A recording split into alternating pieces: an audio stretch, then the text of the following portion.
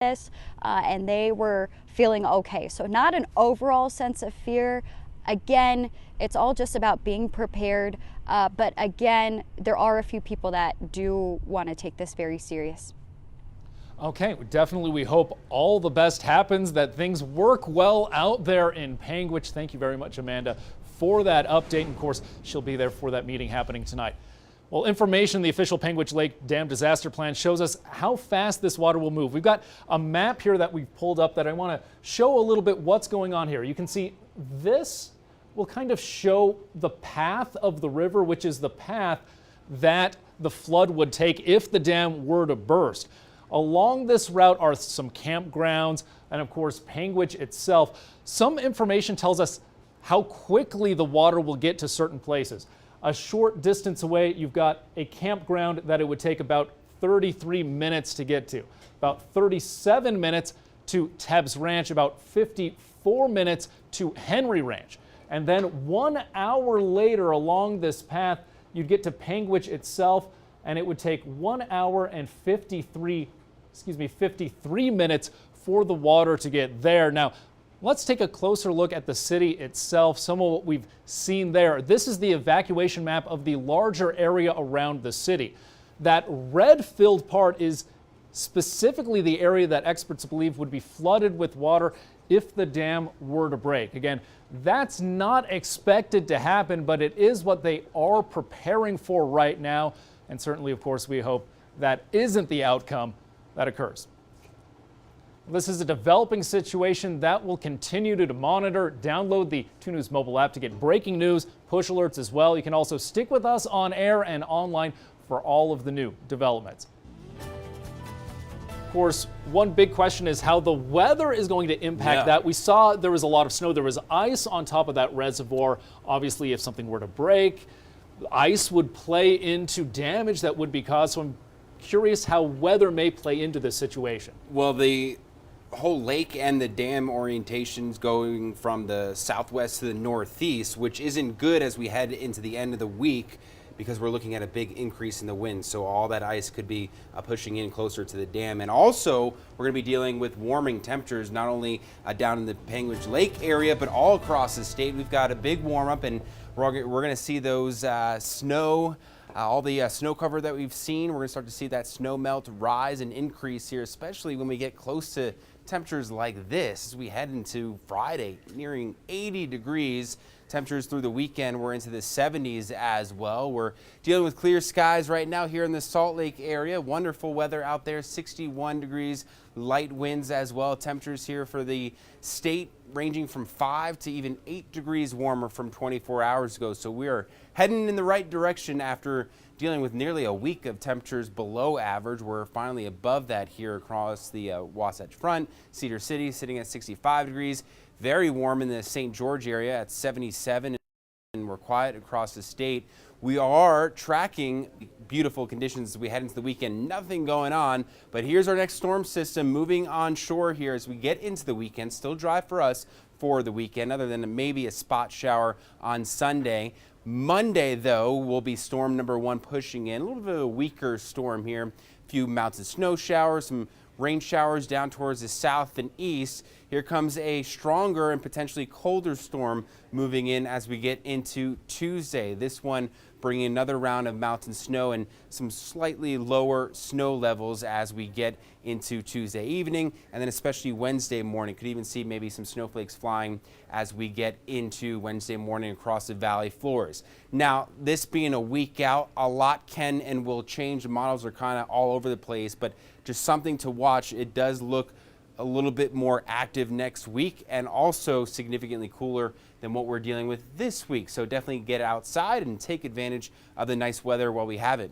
Temperatures down into 30s and 40s overnight. We've got cold conditions, but it's worth it. We're back up into the 70s tomorrow. Beautiful weather. And then in the St. George area, we'll be tracking temperatures here into the 80s, 70s towards next week. Then a brief cool down into the 60s as well. And then along the Wasatch Front, we'll be dealing with temperatures here getting real close to 80 degrees Friday. Friday looking nice, real nice. But yeah, we've got skiing weather turning to more kind of golf-like weather, getting outside, maybe getting a few errands in, doing some gardening. Just be prepared that we still got some cold weather here in the extended forecast. But yeah, going back to the dam, we'll be keeping a close eye on the winds, how the temperatures, the warm temperatures really impacts the runoff that we see and the inflows into the lake. And if we could see some of those outflows out of the lake start to exceed the inflows coming into it once again. That'd be good news. Yeah, absolutely.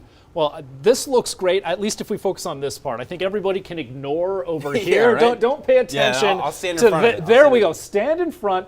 Don't need to see those 40s. Let's focus on the 70s here, and finally a great weekend after what it seems like weekend after weekend that's been cold, dreary, cold, rainy, snowy like last weekend. So you really want to take advantage of it. Make a plan or two to be outside. Do something. All right, we'll do that. Thank you very much, Sean. And remember to download our 2 News weather app to know about the changes in your neighborhood. Get updated forecasts and, of course, live radar right on your phone. The app is free to download as well. Well, let's go in depth now on the murder trial of Chad Daybell underway in Idaho at this moment. We're hearing from our first witnesses after opening statements happened this morning. In court today, the defense attorney told the jury that Daybell was an ordinary author until a, quote, beautifully stunning woman named Lori Vallow came into his life at a religious book fair and pursued him. Chad Daybell is accused of murdering his own wife and 2 of his stepchildren, J.J. Vallow and Tylee Ryan.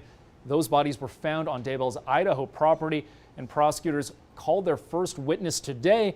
He's a detective with the Rexburg Police Department. The detective, part of the investigation, was looking for the children and part of the investigation that eventually discovered their remains in Chad's backyard. This same detective testified multiple times throughout Lori Vallow Daybell's trial. Idaho court officials expect the trial to last between 8 to 10 weeks in total.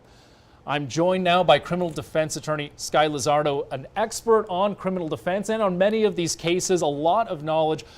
What we just heard, of course, reminded us that we had Lori Vallow Daybell's trial that concluded. I imagine a lot of the evidence, a lot of what people are going to hear, what the jury is going to hear, already happened in the previous trial. How does that affect this trial? Well, I think it benefits both sides. The state has the benefit of having done this already once. It'll be interesting to see if they bring in new or different evidence as it relates to Chad that maybe didn't relate to Lori. And the defense, likewise, they've been able to see these people testify on the stand and how they were cross-examined by other counsel, so they'll be able to adjust similarly. So I'm very interested in what the defense had to say in their opening statements. Of course, you were able to be able to read through the opening statements that happened today. Of course, Lori Vallow Daybell's defense, it didn't necessarily work out. She was found guilty. What did you see in the opening statement that tells us what this defense is going to do differently for Chad Daybell? Yeah, Chad's defense attorneys really focused on the lack of forensic evidence that ties Chad directly to the murders. That, you know, at the crime scene there was hairs and some other things found, but nothing that links it directly to Chad. Now he's also charged with conspiracy, so that, you know, the planning of it. So even if he didn't physically do it, you know, they have these conspiracy charges. I think that was an important fact that they brought up, and they really just blamed it on Lori, which I think is what we kind of expected them to do. So, of course, this has been a massive news story over a number of years that it seems like almost everyone, I assume, will have at least heard of it, especially people that live in Idaho. Before this trial got started, they had to find a jury. I'm curious, in your professional opinion, is it really possible that they could find jurors who wouldn't have at least some amount of preformed opinion about this case? I think it'd be really difficult. I mean, and you're talking about a small town on top of it. So you have that, and people know each other. You know, to find jurors there who don't know anything is probably impossible. But to find jurors who can, say to the judge, yes, I know about it, but I'm willing to be unbiased and listen to all the evidence and make a decision is really, I think, the question that was probably asked of all the prospective jurors. All right, the best they could hope for is someone that at least had an open mind. That would be my guess. I mean, maybe there's people who have never watched the news or heard of it, but probably unlikely. But probably unlikely. All right, well, thank you so much, Skye, for spending time with us today, for adding your insights that I think helps us give kind of a better view of just what's happening and what to expect in the coming weeks. We greatly appreciate it. Thanks, Jake. Always happy. As Chad Daybell's trial continues, you can keep it here on 2 News. We'll share the latest information from the courtroom as it happens. This is a story we've been following for years. If you'd like to get caught up, you can read our previous reports on our website, KUTV.com. A consumer watchdog group wants Lunchables removed from school lunch programs because of what they say is excessive sodium. Consumer Reports petitioned the U.S. Department of Agriculture, which oversees the national school lunch program in its entirety. They want it to keep the products out of school and out of school cafeterias. Public schools as well have introduced the ready-to-eat meals by Kraft Heinz as options last year. Kraft Heinz issued a statement saying the company has taken steps to improve the nutritional profile of those Lunchables, like adding fruit to the meal kits, reducing, they say, the sodium in the crackers as well. I may need to take a better look at what I'm buying for my kids in the grocery store. Well, thanks for watching 2 News Live. We'll be here at 5:30 Monday through Friday. You can find us tomorrow. We hope you join us for more in-depth conversations on the topics that impact you and your family. Have a great Wednesday, and we'll see you tomorrow this same time.